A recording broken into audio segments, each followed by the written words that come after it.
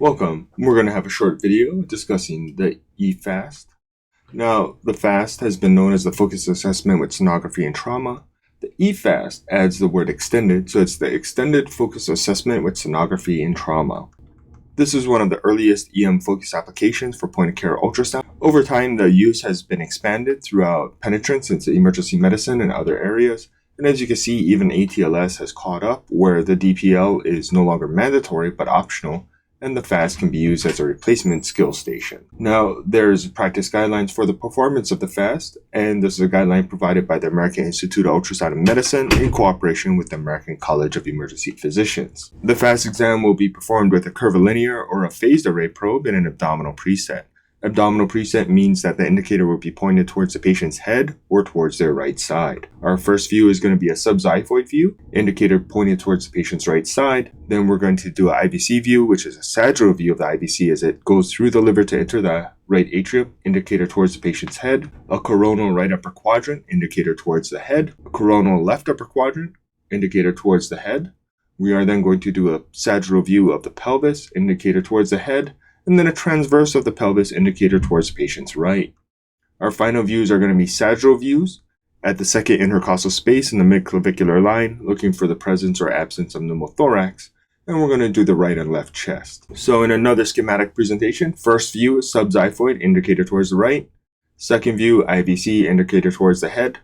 Third view, right upper quadrant, indicator towards the head in a coronal plane. Fourth view, left upper quadrant. Fifth view, pelvis sagittal. Sixth view, pelvis transverse, and then seventh view is the intercostal sagittal planes for pneumothorax. Our FAST is the subxiphoid, right upper quadrant, left upper quadrant, and two views of the pelvis. The extended portion of the FAST adds the IVC assessment and the lung views for pneumothorax. The basis of the FAST exam is that natural anatomic structures are rounded and curved. The basis of the FAST exam is that anatomic structures are rounded and curved in the body, and we do not have right angles generally. When two rounded structures are abutting each other, there are sharp angles in between them. So when we see anechoic areas of fluid, they will have sharp corners as they are between anatomic structures, compared to fluid within anatomic structures, which is rounded and curved without those sharp angles. So what we are looking for is the presence of free fluid, which would be anechoic with sharp angles because they are outside anatomic structures. Our first view is going to be that subxiphoid view, indicator towards the patient's right, shooting through the liver to the heart. And what we're looking for is a view through the liver to the heart, both right and left-sided structures. And we're looking for the presence of cardiac activity and the presence or absence of pericardial fluid. So we're going to see the liver, we're going to see the diaphragm, the right-sided chambers, and the left-sided chambers. We'll also have some view of lung and lung artifact in this view. And this is what your view is going to look like. You're going to see the liver and you're going to see the heart, shooting from an inferior towards superior portion, and we're going to look for cardiac activity and presence or absence of pericardial fluid. Here's another view where we're using a curve array, shooting through the liver to the heart, and you can see there's a little bit more gas artifact here, both from the stomach and from the lung. And what we're looking at is the liver, the stomach, with air artifact from an air-filled stomach, the diaphragm, right-sided chambers, and the left-sided chambers. We also see some mirroring artifact because of aerated lung. And here's a view where we can see a pericardial effusion with the anechoic layer separating the heart and the pericardium is abutting the diaphragm as one continuous line. Here we can see another sample where we have pericardial fluid.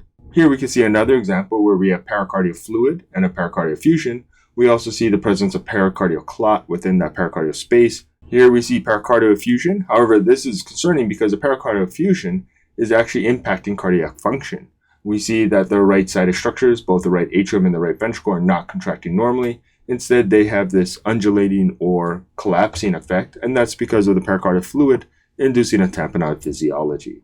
Here we see lack of cardiac activity where we can clearly see the heart and there's no contraction of the heart. So once again, we're looking at our subxiphoid view and we're shooting through the liver to the heart. If you have a large amount of stomach gas, you see where the probe is located. You can slide towards the patient's right to try and image through the liver and avoid the stomach bubble. However, if there's a lot of bowel gas degrading your view and limiting your window, your other option is to move up onto the chest and obtain a sagittal view of the heart or a parasternal long axis. And in that, we're looking at the heart here, where we're looking for these structures. We're going to mainly see the left-sided left atrium, left ventricle, with a small amount of right ventricle in view. Now, we won't go into heavy detail on the parasternal long view, as that is covered in our echo lecture.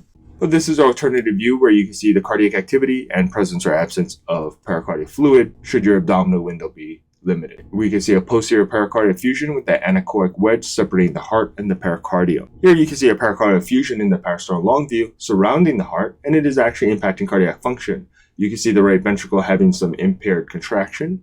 Our next view from the subxiphoid is going to rotate the probe to be a sagittal plane, indicator towards the patient's head. And from that midline view, our next view is the IVC view, where we're going to rotate the probe to have a sagittal view.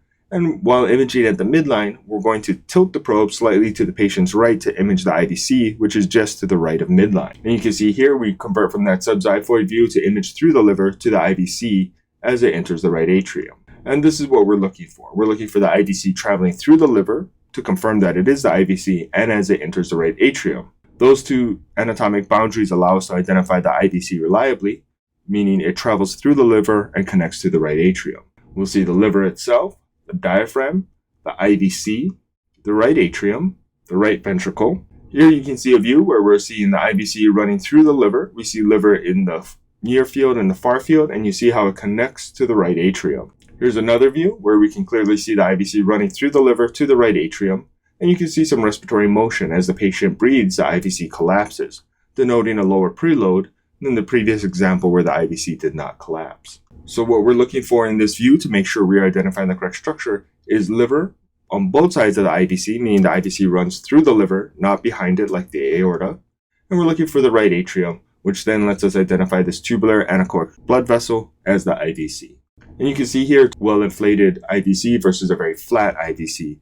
And that's where we're looking for the presence or absence of a flat IVC to denote preload, so we can get a sense of preload and volume status should we have a hypotensive, traumatically injured patient. Our next view is going to be the right upper quadrant, and this is a coronal view shooting from lateral to medial with the indicator pointed towards the patient's head. Now, one concern is that the ultrasound beam is very thin, somewhere between 1 and 1.5 millimeters in thickness. So when we're imaging in the right upper quadrant, we're only getting a very small slice. We have to image the entire right upper quadrant, looking in the lower thoracic cage, looking in the right upper quadrant around the liver, around the kidney, and in the paracolic gutter.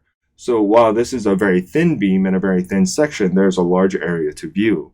Just like you would not look at a single CT scan, you would not look at a single image from the right upper quadrant. Instead, we're going to have to scan through the entire area to get an idea of what's going on in this three-dimensional structure based on our two-dimensional image.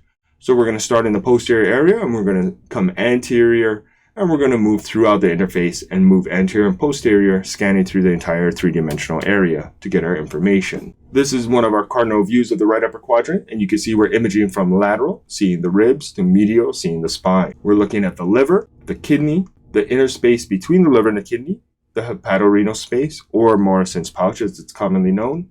We're going to identify the spine and the spinal stripe as a hard landmark. We want to also identify the diaphragm and the lung. And we want to look at fluid between the lung and the diaphragm and between the diaphragm and the liver. Now, unfortunately, there is a major artifact that you'll see here. The diaphragm is a specular reflector. So what happens is sound beams leave the probe, impact the diaphragm. If there's aerated lung above the diaphragm, it reflects very well, and that sound beam is reflected into the liver. That sound beam hits liver tissue, and then that sound beam is then redirected to the diaphragm and reflected back to the probe. However, the ultrasound machine assumes sound travels in a straight line, so all of that sound is then plotted out in a straight line, and it assumes that liver is now above the diaphragm. This is called a mirroring artifact because the area above the diaphragm is mirrored from the area below due to the reflection. This is a normal artifact that will tell you there is aerated lung above the diaphragm. And you can see this because the spinal stripe stops at the diaphragm, and as we all know, the spine does continue past the diaphragm, but what we see above the diaphragm is the absence of the spinal stripe and the presence of what appears to be liver. And if you look closely, the liver matches on both sides of the diaphragm with hepatic vessels noted on both sides. You can see the spinal stripe stops there right at the diaphragm, and we see this area mirroring there showing what looks like liver above the diaphragm. This tells me that there is aerated lung opposed to the diaphragm or normal interface. Here's another example of the right upper quadrant, and this is what we're looking for in the upper part of the right upper quadrant. Now, the entire interface in the right upper quadrant may not be able to be obtained in a single video clip or single scan through, and you may need several video clips to capture all the parts. What we're looking for is the liver, the kidney, the hepatorenal space or Morrison's pouch, and here we can see the upper portion of it, but not necessarily the inferior portion. We're looking for the spinal stripe, or this bright corrugated hyperechoic line that denotes the spinal bodies. It ends at the diaphragm, which we can see here, and beyond that we see mirroring, telling me that there's no fluid above the diaphragm. We're going to image a little more inferior here, and we're also looking for the liver, the kidney, Morrison's pouch, and here we're looking at the mid and inferior portion of Morrison's pouch that we cannot see because of the size of the liver in order to get a clearer view of the diaphragm. We will see the spinal stripe here as our hard landmark. We do see part of the diaphragm, but we don't see above it as well. And here we can see as we're scanning through, we're looking more at Morrison's pouch, seeing that hepatorenal interface a little more clearly. And you can see as we slide more inferior, we're getting a better view of that distal portion. Here we can see a lot more of that area, and we're also evaluating the inferior pole of the kidney, which is the paracolic gutter. When you see mention about imaging the paracolic gutter in the FAST exam, what they're really talking about as a hard landmark is the inferior pole of the kidney. You will also see that we've evaluated the entire hepatorenal space as we see the liver tip. Now this may be anterior where you're seeing some bile gas pattern, and normally we try to avoid the bile gas because that tells us we're intraperitoneal versus the hepatorenal space with the kidney being retroperitoneal. What we want to identify here is the liver, and there's going to probably be some loops of bowel. And what we're looking for as we slide inferior and anterior is that inferior tip of the liver. And the reason being is fluid will begin to collect at the paracolic gutter, at the inferior pole of the kidney, or the inferior tip of the liver before that fluid begins to track into the hepatorenal or Morrison's pouch. You will see the inferior tip of the liver, which is the beginning of the hepatorenal space, and the paracolic gutter. Small amounts of fluid will collect here before it begins to dissect or track through Morrison's pouch. So if the patient is very early in their course or has been transported very quickly or has very small amounts of fluid, you can miss it if you do not evaluate the inferior pole of the kidney and the inferior tip of the liver. You can see here an example of free fluid. You see anechoic areas with sharp corners in between the liver and the kidney. However, you see a lot more fluid accumulating in the paracolic gutter near the inferior pole of the kidney and the inferior tip of the liver rather than superior between the liver and the kidney. So you can see that a lot more fluid accumulates in this area before it tracks into Morrison's. So if you're not evaluating the entire right upper quadrant, you may miss small amounts of fluid. Here's an example of a large amount of free fluid separating the kidney and the liver in Morrison's pouch or the hepatorenal space. Here's another example with fluid in Morrison's pouch, and you can see it's anechoic with sharp angles. Because remember, anatomic structures are rounded, and when you have two rounded structures next to each other, that space will then have sharp points. Here's a view where we no longer see mirroring, and what we're seeing is fluid above the diaphragm. You can see the spinal stripe extends. The spinal stripe does not end at the diaphragm, highlighted by this arrow. It instead extends past it. And what we're seeing are the findings to diagnose a pleural effusion. We see extension of the spinal stripe. We see an absence of mirroring. And we see anechoic fluid above the diaphragm. With those three findings, we do have pleural fluid. And if it is a traumatically injured patient, we are concerned about a hemothorax. The next step is the left upper quadrant, which is going to be similar to the right. However, we have the splenorenal space rather than the hepatorenal space. Now, a difference between the left upper quadrant and the right upper quadrant is that fluid tends to accumulate around the spleen rather than between the spleen and the kidney. And this is because of the vascular hilum of the spleen, which keeps it close to the kidney. Instead, we're going to see more fluid around the spleen, such as between the spleen and the diaphragm and near the inferior pole of the spleen, compared to the right upper quadrant, where the liver is held to the diaphragm by the coronary ligament, and we'll see more hepatorenal fluid. What we're looking to identify is our spleen, our kidney, the splenorenal space, our spinal stripe, and the diaphragm. We also want to get a view of above the diaphragm, viewing lung or mirroring artifact, just like we do in the right upper quadrant. And remember, just like in the right upper quadrant, because of the aerated lung, we will have a specular reflector in the diaphragm and we'll have mirroring artifact, making it appear that there's spleen above the diaphragm. Another difference you'll note when imaging the left upper quadrant in the FAST exam is that the left upper quadrant views will be slightly more superior and posterior compared to the right, likely one interspace higher and more posterior. So what you want to do is when you reach over from the patient's right side, you want to maintain your probe parallel to the bed and touch your knuckles to the bed as you slide in for the left upper quadrant and then work your way anterior. We see here the left upper quadrant, we can see our spleen, spinal stripe, diaphragm, and our splenorenal space. Very nice view of the spleen and diaphragm space, as we're going to see fluid accumulating around the spleen much more than between the spleen and the kidney. Once again, we're seeing mirroring above the diaphragm. We're getting a good view between the diaphragm and the spleen, and we're seeing the splenorenal space itself. Here's your left upper quadrant view, and what we're looking to identify is the spleen itself, the kidney, the splenorenal space, the spinal stripe that ends at the diaphragm and does not extend past it, the diaphragm itself, and mirroring artifact. This allows us to evaluate for presence of fluid between the spleen and the diaphragm and around the spleen. The other area that you also want to evaluate is the inferior pole of the kidney and the tip of the spleen. Once again, fluid will accumulate near the spleen tip rather than in the splenorenal space in early phases. And you also want to evaluate the paracolic gutter, which you denote by the presence of the inferior pole of the kidney. So there is the spleen tip, looking for fluid there. And you can see in this example, we have free fluid. We have anechoic areas in the near field, sharp corners, and we see it around the spleen near the spleen tip rather than in the splenorenal space. We also have very subtle free fluid here with fluid collecting around the spleen tip. You can see that anechoic border there. And you can see here highlighted where you have that anechoic wedge and just a very small amount in the left upper quadrant surrounding the spleen tip. If you do not evaluate the inferior pole of the solid organs, you may miss small amounts of fluid. Here you can also see near the top of the spleen there was some free fluid with anechoic areas and sharp corners that you may have missed on the initial scan. Next, we're going to start with our sagittal view in the pelvis. And remember, we're not imaging the bladder. The bladder is a landmark, and we're imaging for the spaces around the bladder, looking for free intraperitoneal fluid.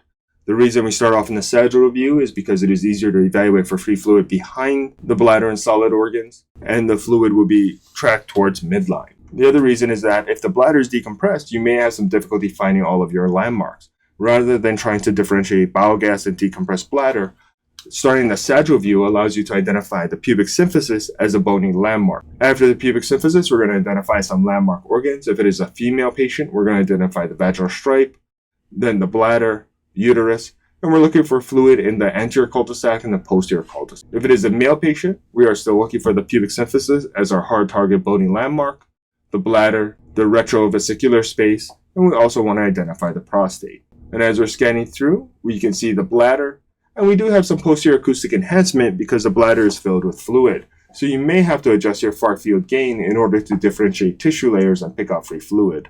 One of the common errors is that gain is not adjusted and the posterior field deep to the bladder is overgained and you miss free fluid because of the overgaining and the bleed through of echoes. Once again, we're looking for the pubic symphysis, bright hyperechoic line showing the bony structure with posterior acoustic shadowing. Now, when we're looking at the area around the bladder, in this male patient, we can see the prostate. This area of the bladder wall and the area posterior to it shows the prostate in the pelvic floor. Remember, this is not the intraperitoneal area. This area is the intraperitoneal area where we're looking for free fluid. So you need to make sure you're imaging the top of the bladder. So as we're scanning, now this person is scanning a little fast. You want to scan a little slower because remember, you're not just acquiring the images, you're acquiring the images and interpreting them at the same time. Once again, as we scan from lateral to lateral in a sagittal view of the pelvis, we're looking for fluid around the bladder, making sure we're catching that superior border of the bladder. If the bladder is distended, you may have to scan the bladder in two portions, catching the inferior portion and the superior portion in two separate sweeps. You can see here in a female patient, you're going to evaluate around the uterus in both the anterior and posterior cul-de-sac. If the patient is pregnant, you will note that there is an intrauterine pregnancy. However, do not get distracted by the presence of the intrauterine pregnancy. You still have to evaluate through the whole interface looking for the presence or absence of free fluid. Here you can see a patient with a large amount of free fluid, making it difficult to find and identify all the anatomy. Here you can see a more common finding where you see the bladder and you see anechoic fluid with sharp angles in the anterior and posterior cul-de-sac around the uterus. This shows the presence of free fluid in the posterior field. You can see some free fluid deep to the bladder, anechoic with sharp angles. However, the posterior acoustic enhancement has not been accommodated for and far field gain has not been decreased, making that anechoic area appear to have echoes within it. You can also note there are echoes within the bladder showing that it is slightly overgained. To compensate for this, you would have to decrease far field gain to make that fluid appear anechoic. Our next view is going to be a transverse view of the bladder, meaning indicator towards the patient's right. And once again, we're going to look for the bladder. We're going to look for the retrovesicular structures such as the uterus. We're going to obtain a transverse view identifying the bladder. In the transverse view, the bladder is somewhat square or rhomboid shaped, making it easier to differentiate from free fluid or cysts. We're going to identify the retrovesicular structure, whether it's the uterus or the prostate. In this case, in a male patient, it will be the prostate that we see. And then we're going to scan from inferior to superior, looking at the lateral portions of the bladder. You may be able to see fluid in the posterior area to the bladder. The transverse view makes it easier to identify fluid lateral to the bladder that may have been missed in the sagittal plane. Once again, the bladder does appear somewhat square to rhomboid in shape, making it easy to identify rounded corners with a wall. And as we scan through, we are going to see the uterus pop into view if it is a female patient. And once again, we're looking lateral to the bladder and lateral to the uterus for free fluid that may have been missed in a sagittal plane. And once again, if you identify intrauterine pregnancy, return to it to evaluate it further if need be, but however, do not get distracted by it and forget to complete your scan. Here you can see the rhomboid-shaped bladder, and as we scan through, we note a large amount of free fluid, anechoic, sharp angles surrounding the uterus in both the anterior and posterior cul-de-sac. Here you can see the uterus with free fluid posterior, the broad ligament, and the bladder anterior. You can see that the bladder has that rhomboid shape with a wall to it, whereas the posterior area has those sharp angles without a clear wall. Here you can see another example where posterior acoustic enhancement has not been compensated for and the posterior field is overgained. You are unable to differentiate tissue layers and you would not be able to identify any free fluid in the far field. Our next view is going to be the intercostal view, looking for the presence or absence of pneumothorax. We're looking in the mid-clavicular line at the second intercostal space, right where you would needle decompress, and we're looking for the presence or absence of pneumothorax. Now remember, we are looking for large pneumothoraces that would impact our care in the trauma bay and need immediate decompression or treatment, not necessarily small pneumothoraces that can be evaluated further. With ultrasound, we're evaluating for the presence or absence of pneumothorax under the probe, meaning we are looking in a single spot for the presence or absence of pneumothorax, not excluding it throughout the entire thorax. What we want to do is identify our key landmarks. We're going to identify 2 ribs, and we're going to look at the pleural line in between to get a view of what's going on with the lung. However, there is going to be a large amount of air artifact, which is the hallmark of lung ultrasound, and what we're paying attention to is the pleural line between the 2 ribs. You want to identify 2 ribs so you can have anchoring landmarks to identify the pleural line in between. We're looking for our 2 ribs here, and we're looking for that pleural line in between the 2 ribs. You want to center on the pleural line, not on the rib. And what we're looking for is what's called lung sliding or pleural sliding. And as the person is breathing, you can see that pleural line sliding back and forth with a shimmering or sliding effect. And this is what we're looking at. In the far field, we're looking for the presence or absence of B-lines, but however, we are focusing on the intercostal space and the pleural line there, looking for sliding, telling us that there is normal aerated lung, or no sliding, telling us the presence of a pneumothorax. Here's another view with a linear probe showing the 2 ribs and the pleural line sliding back and forth at a little higher resolution. Here's another view where we're seeing lung sliding with the curvilinear probe. And what we want to do is turn off post-processing, meaning turning off compound imaging or multibeam and harmonic imaging. And you can see that the pleural sliding is much clearer when these post-processing things are turned off.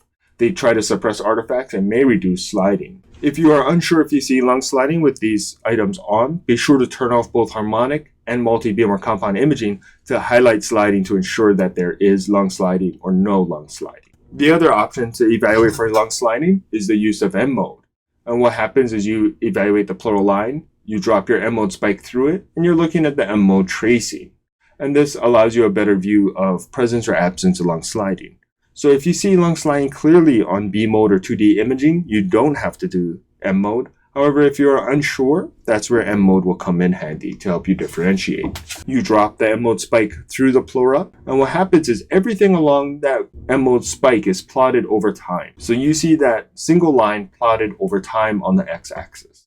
Everything along the M mode spike would be plotted over time, so the chest wall, which is not moving, appears as straight lines as there's very little to no movement, whereas the lung and the pleural line, which has a lot of movement and artifacts, shows this textured appearance over time. This is called the seashore sign, as it looks like there is beach and water. So along this area, you see the pleural line there, you see the chest wall and the lung. Now, the chest wall shows you no movement, so there's a linear pattern, whereas the lung shows you movement, causing that speckled appearance. Here you have another example of lung sliding, and what we can see here is the pleural line. We see the chest wall and the lung, and no movement in the chest wall versus movement in the lung. So once again, we're going to get our view of the pleural line anchored by 2 ribs on either side. We're going to drop our M mode spike, and we're going to get our M mode tracing showing lung sliding or the seashore sign. Here we have our 2 ribs anchoring the view and our pleural line between them. And you see that that pleural line is not shimmering or sliding back and forth. This is a patient with a pneumothorax with no sliding. Here you can see another example, 2 ribs, pleural line in between with a lot of reverb artifact from free air within the hemithorax, and we have no sliding at the pleural line, and we have a pneumothorax. Here's another example. Every time the person tries to breathe, you do see the chest wall move slightly. However, you do not see the pleural line sliding. This patient also has a pneumothorax. If we were to drop an M-mode spike through that, you see the linear pattern of no movement in the chest wall, the pleural line, and a matched view of no movement below the pleural line, showing you absence lung sliding and a pneumothorax, also referred to as a stratosphere sign. Here's another example of pneumothorax. Here you can see the pleural line. There is a little blip where the chest wall is moving, causing movement throughout the field and not just in the lung. Here you can differentiate between the two with lung sliding present on the left of your screen and pneumothorax present on the right. You can see the textured pattern of movement on the left below the pleural line versus on the right below the hyperechoic pleural line. There is no movement either above or below it. This is a finding that's called a lung point, where you have an area of pneumothorax, and as the patient inspires, the lung inflates and you see some aerated lung slide into view. So you see lung sliding appear and disappear. This is at the very edge of the pneumothorax where the aerated lung is moving into view. This tells you that there is a pneumothorax and this is the border. So when we are doing our EFAST exam, we're going to start off with the subxiphoid view, followed by the IVC, followed by the right upper quadrant, left upper quadrant, pelvis and sagittal, pelvis and transverse, and anterior thorax for pneumothorax evaluation. The reason we go in this protocolized order are severalfold. First, you want to look at the heart. If the heart is not beating, very little other information in the abdomen is going to be as helpful. You also want to view the heart as you have blood within the cardiac chambers and you have a standardization of setting your gain for free fluid. Also, as we progress through these views, we are going to decrease the amount of gain and decrease our depth, working our way from the subxiphoid to the lung. So this way you are continually decreasing depth and decreasing gain rather than bouncing back and forth between increasing and decreasing both values, making for a smoother and more efficient scan. Don't forget to subscribe and follow. Links are in the description below.